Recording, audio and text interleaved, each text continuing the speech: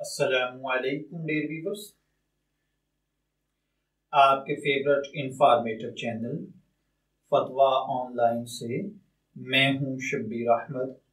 हमारा आज का टॉपिक है, क्या मंगल वाले दिन बाल या नाखून काटना या जिस्म के गैर ज़रूरी बालों को साफ करना नहूसत है।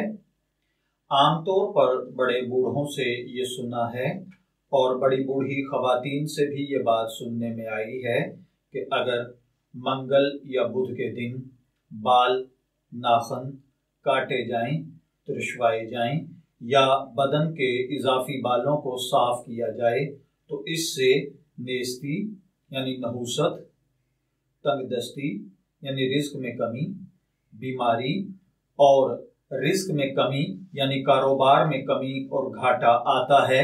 जबकि घर में बीमारी फैलती है तो क्या इसका शरीयत से कोई ताल्लुक है या नहीं?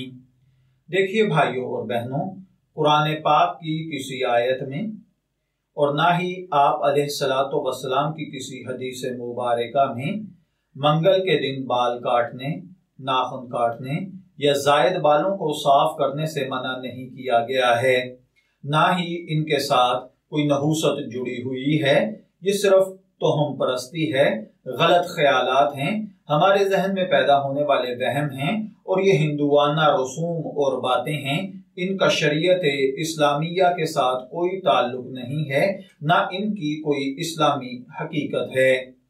मैं दुआगो हूँ कि अल्लाह ताला हमें इन बातों को समझकर इनके मुताबिक अमल करने की तौफीक अता फरमाए। शब्बीर अहमद को इजाजत दीजिए, फिर हाजिर होंगे किसी नए टॉपिक के साथ। तब तक के लिए अल्लाह हाफिज।